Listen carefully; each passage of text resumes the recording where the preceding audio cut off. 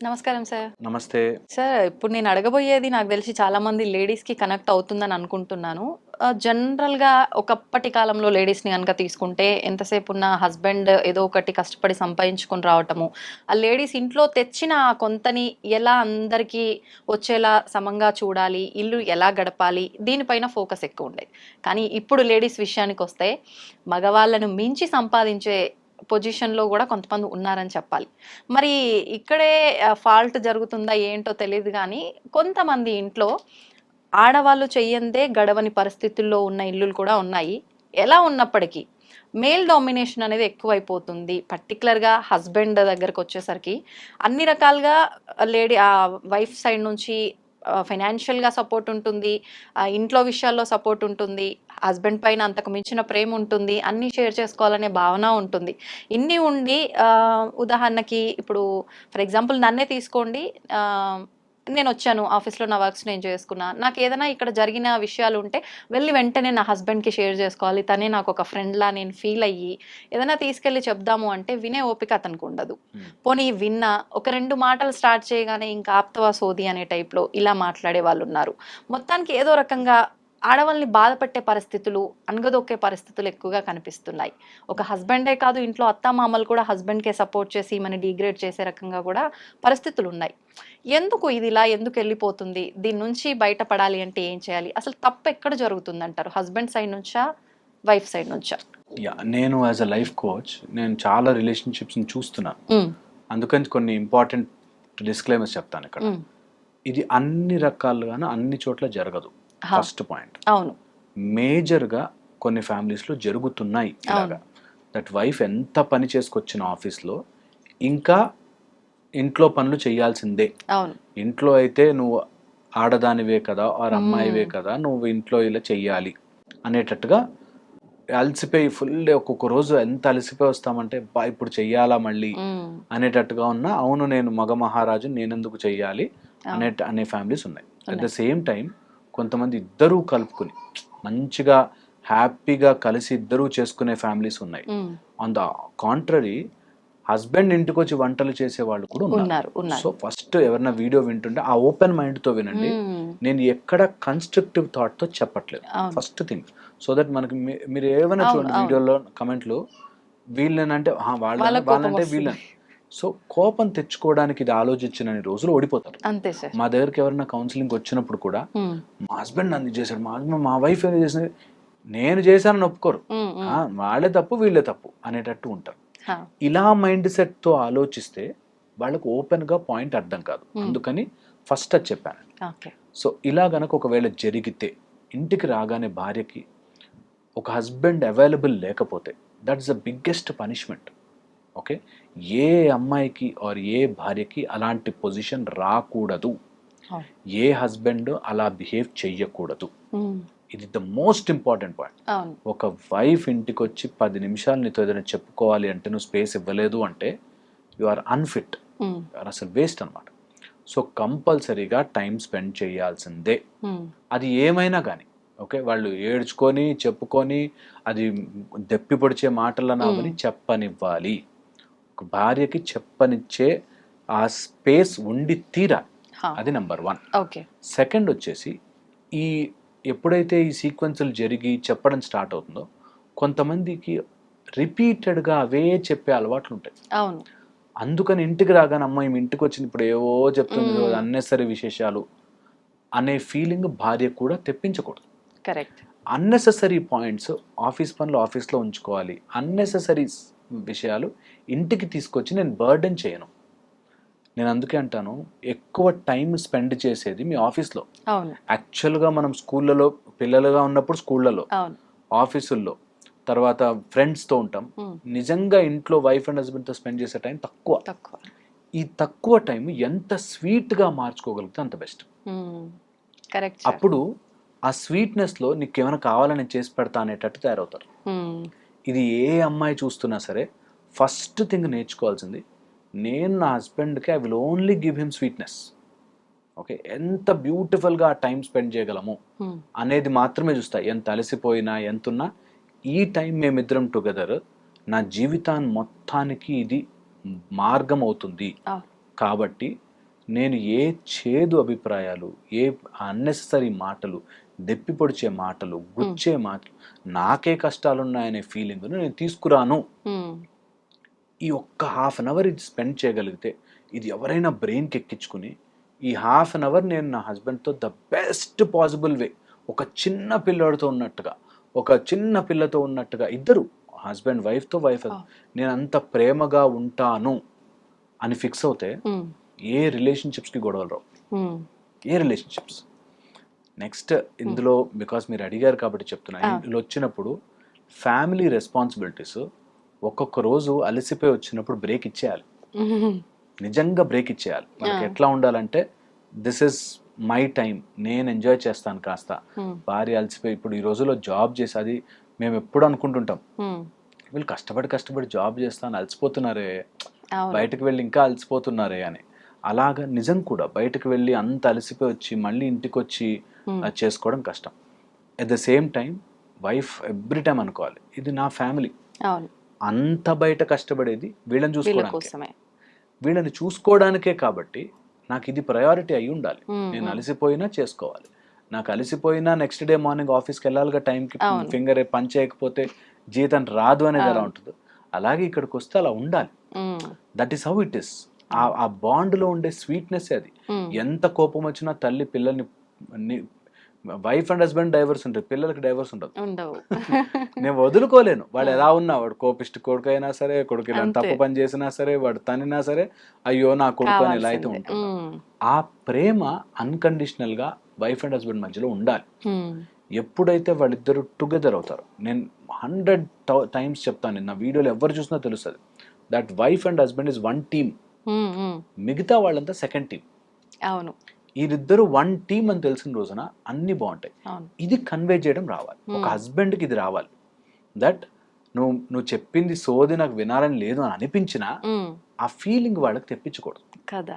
కొంతమంది ఎవరన్నా మన సీనియర్ ఎవరో వచ్చి చెప్తున్నారు, తెలుసు వాడు సోది కొడుతున్నాడని, వాడు చెప్పేది ఏంద్రా నాన్ సెన్స్ మాట్లాడుతున్నావు అని తెలుసు, అయినా కూడా మనం వాడు మొహం మీద అనము, అరే నువ్వు నాన్ సెన్స్ మాట్లాడుతున్నారో అనం. ఎందుకు? మనకు అది ఇంపార్టెంట్ అని తెలుసు, ఆ ఉద్యోగం నాకు ఇంపార్టెంట్ అని తెలుసు. కాబట్టి ఇక్కడ అలా అవ్వదు. ఇక్కడ నాకు భార్య నాకు ఇంపార్టెంట్ అని ఉన్నా కూడా, నేను నీతో ఎందుకు వినాలి, నీ మాట ఎందుకు వినాలి అంటాడు. అక్కడ వస్తుంది ఆల్ ప్రాబ్లమ్స్. ఇక్కడే వీళ్ళ మనసులో అనిపిస్తుంది సేమ్ ఇప్పుడు మీరు చెప్పినట్టుగానే, ఆఫీస్ లో కొలీగ్స్ తో ఇలానే ఉంటున్నావా, నీ ఫ్రెండ్స్ తో ఇలానే ఉంటున్నావా, మరి ఏంది నా దగ్గరకు వచ్చేసరికి ఇట్లా, అది అడగకూడదు మళ్ళీ. ఎగ్జాక్ట్లీ. అందుకే నేను చెప్తాను, ఇది any relationship is a transactional relationship. Any relationship, దేవుడితో సహా అందరూ నాకేమిస్తావు. అవును. అలాగే భార్య భర్త నుంచి నువ్వు నాకు ఏం చేస్తున్నావు వచ్చేస్తుంది. ఏదో రోజు ఇలా గీత గీసి అక్కడికి వస్తుంది.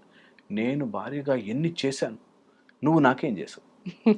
సేమ్ భర్తగా నేను ఇంత తిరిగేది ఇంటి కోసమే, నువ్వేం చేసావు, ఎవడు చేయమన్నాడు. ఇంకొంచెం డబ్బులు అవన్నీ సెటిల్డ్ ఉన్న వాళ్ళ ప్రాబ్లమ్స్ వేరే టైప్ ఉంటాయి. అవును, వాళ్ళదంతా టోటల్ డిఫరెంట్ స్టోరీ. నేను డబ్బులు ఉన్నాయి, అన్ని ఉన్నాయి, నువ్వు నీ పన్ను చేసుకో, నీ పన్ను చూసుకో, నా పన్ను నేను చూసుకో, నువ్వు లేకపోతే నాకు గడవదా, ఆ టైప్ లో. అవును. సో ప్రాబ్లం ఏదో రకంగా వస్తుంది, దాన్ని అండర్స్టాండ్ చేసుకుని దాన్ని ఒక టైప్ ఆఫ్ మన సాల్వ్ చేసుకోవాలి అనే మైండ్ సెట్ తో వెళ్ళడం ఇంపార్టెంట్, ఏ ప్రాబ్లం అయినా సరే. సో అందుకని ఒకవేళ ఇంటికి వచ్చినప్పుడు వైఫ్ కి చెప్పుకోవాలనిపిస్తే, ఫస్ట్ వైఫ్ మాట్లాడే విధానం, communicating what you are feeling చాలా చాలా ఇంపార్టెంట్. మా దగ్గరకు వచ్చే వాళ్ళు చాలా మంది ఆ కమ్యూనికేట్ చేయడం రాక బాధపడతారు. నాకు వెళ్తే నాకు ఏడుపు వచ్చేస్తుందండి అని. ఒక రోజు నీ ఏడుపున అయ్యయ్యో అంటారు, 2 రోజులు అయ్యయ్యో అంటారు, 3 రోజులు ప్రధాని గడిస్తే చల్లంటారు. అవును. అందుకని చెప్పేదాన్ని కూడా నీకు ఆ ఎమోషన్ డ్రామా అంతా తీసి, ఇలా జరిగింది, నీతో స్పెండ్ చేసేటట్టు ఉండాలి. నీ husband should be waiting for you. నా భార్య ఇంటికి వస్తుంది, నేను స్పెండ్ చేయాలి టైం అనేటట్టు ఉండాలి. కానీ మళ్ళీ వచ్చిందిరా బాబు తలకాయ నొప్పి అని అనుకోకూడదు. అలాగే హస్బెండ్ కూడా మా ఆయన ఇంటికి రావాలి, మా ఆయనతో హ్యాపీగా ఉండాలి అనిపించాలి. కానీ అమ్మాయిడు వచ్చాడో ఇప్పుడు ఏం చేస్తాడో అనేటట్టు ఉండకూడదు. అలాగా వీళ్ళిద్దరు టుగెదర్ అయితే తప్ప వైఫ్ అండ్ హస్బెండ్ గొడవలు సాల్వ్ కావడం చాలా కష్టం అయిపోతాయి. ఇదే గేమ్, ఒక్కసారి టుగెదర్ అయి చూడండి గేమ్, ఎవడెవడు ఎన్ని పాలిటిక్స్ ప్లే చేస్తారో సపరేట్ చేయడం తెలుస్తుంది. అలా అత్త ఏమంటుంది, అలా అమ్మ ఏమంటుంది, మన ఇద్దరం ఒక టీము అని ఆలోచించి చూడండి. అవును, అసలు వాళ్ళ పప్పులు ఉడకవు అప్పుడు. మొత్తం ఇట్లా గిర్రమని ఉల్టా తిరిగిపోతుంది Correct. గేమ్ అంతా. అవును. మా అమ్మ ఇట్లా చెప్పింది నీ గురించి అనుకో, పక్కకు వచ్చి మా అమ్మ ఏం చెప్పింది సార్ నీ గురించి అని నవ్వుకుంటాం. అవును. బట్ ఏదన్నా కానీ మనం ఇద్దరం ఒక టీం రా, అంతే. మన ఇద్దరం కలిసి ఒక పనిలో ఉన్నాము, మనం ఇద్దరం వన్ అనేటట్టు ఉంటే ఆటోమేటిక్ గా ఫ్యామిలీస్ బాగుంటాయి. అది ఇంతకు ముందు ఉండేది. మనకి ఏదన్నా కానీ నేను ఈయనతోనే ఉండాలి, తిట్టుకున్నా మాట్లాడుకున్నా కొట్టుకున్నా ఏం చేసుకున్నా సరే ఒకళ్ళకొకళ్ళు ఉన్నాం. అది ఉంటే ఓ రోజు విసుగొస్తుంది, ఓ రోజు తిట్టుకుంటాం, ఓ రోజు కలిసిపోతారు. అది చాలా చాలా ఇంపార్టెంట్. ఈ రోజుల్లో ఆ టుగెదర్నెస్ లేక, లేకపోతే నేను వెళ్తా. నాకు 5 రోజులు డైవర్స్ అయిన వాళ్ళు గ్రాండ్ గా 20 కోట్లు ఖర్చు పెట్టి పెళ్లి చేసుకున్న 5 రోజుల్లో, నెల రోజులు 10 రోజులు డైవర్స్ చేసుకున్న వాళ్ళు తెలుసు. So divorce right are wrong కాదు డిస్కషన్. ఇక్కడ డిస్కషన్ ఇస్ ఎంత కలుపుకుంటున్నాం దట్ వీఆర్ వన్. ఏదైనా కానీ will face it, will stay. ఒక్కొక్కళ్ళకి ఇలాంటి బట్టలు వేసుకుంటే ఇష్టం ఉండదు, లేకపోతే ఇలాంటి వాళ్ళతో మాట్లాడితే ఇష్టం ఉండదు, విల్ అడ్జస్ట్. నా హస్బెండ్ ఇస్ వన్ టీమ్ అని అనుకుంటే ఎవ్రీథింగ్ విల్ సెటిల్. సో చెప్పుకోవడానికి ఇంటికి వచ్చినప్పుడు ఆ కమ్యూనికేటింగ్ మెథడ్ ఒకటి చాలా చాలా ఇంపార్టెంట్. ఇంకా లాస్ట్ అండ్ ఫైనల్ పాయింట్ చెప్తాను. నీ emotional drama when you go out and do some office work job చేస్తే ఎమోషనల్ డ్రామాని ఎఫెక్ట్ చేసేవి 4-5 పాయింట్స్ ఉంటాయి. అందులో ఫస్ట్, నా పిల్లలు ఏమైపోతారు. ఒక తల్లిగా ఇప్పుడు ఉండే ప్రాబ్లమ్, నేను ఇంత వర్క్కి వెళ్తున్నాను, పిల్లల్ని వదిలేసి వెళ్తున్నాను అంటారేమో ఈ టైప్లో. పిల్లలు ఏమైపోతారు, లేకపోతే ఇంట్లో అత్త మామ, అమ్మా నాన్న, వీళ్ళందరికీ నేను టైం స్పెండ్ చేయట్లేదేమో అనే ఒక దాంట్లో ఉంటారు. నేను ఇది మరీ మరీ మరీ మరీ చెప్తాను, మీరు ఎమోషనల్గా లోడ్ క్యారీ చేస్తే మాట్లాడుకోలేరు. So don't carry that load in your head. ఒకటి చెయ్యాలనుకున్నారు, ఉద్యోగానికి వెళ్ళాలనుకున్నారు, హ్యాపీగా వెళ్ళొచ్చేయండి. మధ్యలో లోడ్ మోస్తూ ఏదో గిల్ట్ ఫీలింగ్, తప్పు చేస్తున్నానేమో, వెళ్ళొచ్చో లేదో అనే లోడ్ బరువు మొయ్యొద్దు. దట్ వే మీరు హ్యాపీగా వెళ్ళి రావచ్చు ఉద్యోగానికి, పిల్లలు ఆటోమేటిక్గా వాళ్ళంతటి వాళ్ళు పెరుగుతారు. మీరు డిసిప్లిన్డ్గా కరెక్ట్గా కలిసిమెలిసిగా ఉంటే మొత్తం ఫ్యామిలీస్ అన్ని సెట్ అవుతాయి. ఇది మేము ఎప్పుడు చూస్తుంటాం. మేము మా కౌన్సిలింగ్లో కూడా అదే రెగ్యులర్గా అదే చెప్తాం. టుగెదర్ వెళ్ళండి, గేమ్ని టుగెదర్ ఆడండి. Life is a game, you play together. మీ ఇద్దరు ఒక టీం. ఇప్పుడు ఏం చేసినా ఇద్దరు కలిసి చేయాలి అని అంటే ఆ ఆలోచన ఇద్దరికీ ఉండాలి. కానీ కొన్ని సందర్భాల్లో చూస్తుంటాము, వైఫ్కి వద్దు గొడవలు ఎందుకు, మేమిద్దరం ఒక్కటే, నేను సర్దుకొని పోతా, సరే ఆయన ఇలా ఉన్నాడు దానికి తగ్గట్టుగా నేను ఇలా ఉంటా అని వైఫ్ అనుకునే సిచ్యువేషన్స్ ఉంటాయి. సేమ్ టైం తను అంతేలే పాపం అలసిపోయింది ఇలానే అనుకుంటుంది, నేనే కొంచెం ముందుకెళ్దాము, నేను ఇలా నచ్చ చెప్దాము అని హస్బెండ్కి ఉంటుంది. కానీ ఆపోజిట్ పర్సన్ కూడా అలాంటి థాట్ ఉన్నప్పుడే ఇద్దరు కలిసి ముందుకు వెళ్ళగలుగుతారు. అలా ఒకవేళ ఇద్దరికి లేని పక్షంలో వన్ సైడే ఉంటే ఎలా బిహేవ్ చేయొచ్చు? వన్ సైడే ఉంటే మాత్రం అది కష్టమైన సీన్.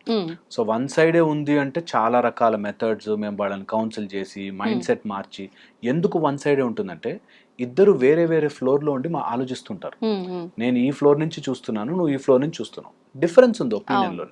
అక్కడ నుంచి నాకు బిల్డింగ్ కనిపిస్తుంది అంటే నువ్వు కనిపించట్లేదు అని గొడవ పడతాను. నేను వేరే ఫ్లోర్ లో ఉన్నాను అనే పాయింట్ అర్థం చేసుకోరు. వీళ్ళ మైండ్ సెట్ వేరుగా ఉండడం వల్ల కలవట్లేదు అనేది అర్థం కాదు. సో మా దగ్గరికి ఎప్పుడైనా ఎవరి దగ్గర నా కౌన్సిలర్ దగ్గరికి వెళ్తే వాళ్ళు చెప్పేది, నువ్వు ఇలా ఆలోచించని స్లోగా, దానికి చాలా టైం పడుతుంది. ఈ మధ్యలో ఏమవుతుందంటే వేరే మార్గాలు తీసుకుంటారు, తప్పు దారి పడతారు, దేనికైనా అడిక్ట్ అవుతారు, ఏదో వ్యసనం బారిన పడతారు, లేదా డబ్బుల్లో చిక్కుకుపోతారు. ఏదో నాకు వేరే దాంట్లో జాబ్ వచ్చేసింది, అందులోకి మారుతా, అందులో అప్పు తీసుకుంటా, ఇలా అప్పుల పాలైపోతారు, తప్పు దారి పడతారు, ఎమోషనల్ గా వీక్ అయిపోతారు, రాంగ్ స్టెప్స్ తీసుకుంటారు. వీటన్నిటికీ ఇంకా కుజదోషాలు, వాస్తు దోషాలు అయితే చెప్పనేలేము. అవి వచ్చి ఇరుక్కుపోయాక అంత బాగుంటారండి, బయట లోపల కుక్కలు కొట్లాడుకుంటారు. కరెక్ట్. అసలు నమ్మరు కూడా, ఎవరైనా చెప్తే నమ్మరు. ఏం రోగం వచ్చింది, వీళ్ళు చూస్తే ఇంత క్లాస్ గా ఉన్నారు, ఇట్లా తనుకొని చేస్తున్నారు అనుకుంటారు. అట్లాగా చాలా రకరకాల ప్రాబ్లమ్స్ ఉంటాయి. సో ఆ ప్రాబ్లమ్ని కరెక్ట్గా అనలైజ్ చేసుకుని బయటపడడం తప్ప, ఒకళ్ళు ఒక సింక్లో ఉండి ఇంకొకళ్ళు ఇంకొక దాంట్లో ఉంటే, ట్యూన్లో ఉంటే చాలా కష్టపడతారు. నిజం చెప్తున్నాం కదా, ఇన్ని 15 ఏళ్ళ నుంచి ఇన్ని రకాల ప్రాబ్లమ్స్ చూసి మనుషులు ఇన్ని రకాలుగా ఉంటారా, ఇన్ని ప్రాబ్లమ్స్ తెచ్చుకుంటారా?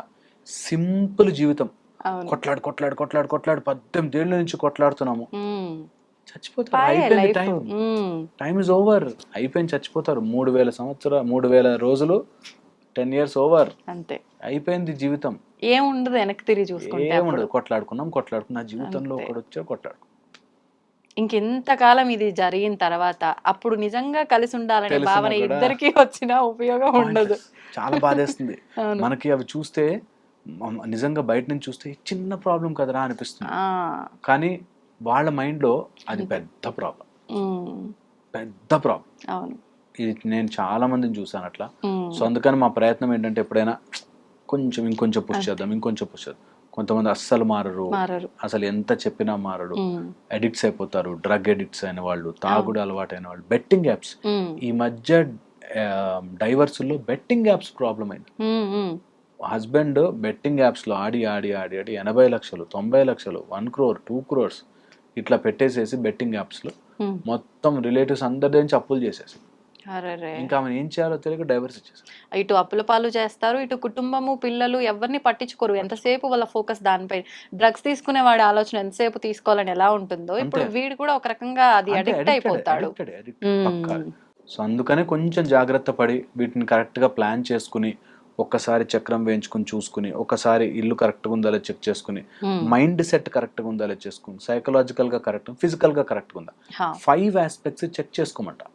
ఎప్పుడు భార్యాభర్తలకు సంబంధంలో ప్రాబ్లం వచ్చినా ఫిజికల్గా బాగున్నామా, మెంటల్గా సైకలాజికల్గా బాగున్నామా, ఆస్ట్రలాజికల్గా బాగున్నామా, వాస్తు ప్రకారం బాగున్నామా, అండ్ సమ్ టైమ్స్ మైండ్ బాగున్నామా, ఇలా అన్ని చెక్ చేసుకుంటే కొంత లైఫ్ని కరెక్ట్ చేసుకోవచ్చు. ఒక ప్రాబ్లంలో పడ్డాం, దాని నుంచి బెటర్గా బయట ఎలా పడచ్చు అనేది ఆలోచించుకుంటే better. Super sir, thank you sir, thank you very much.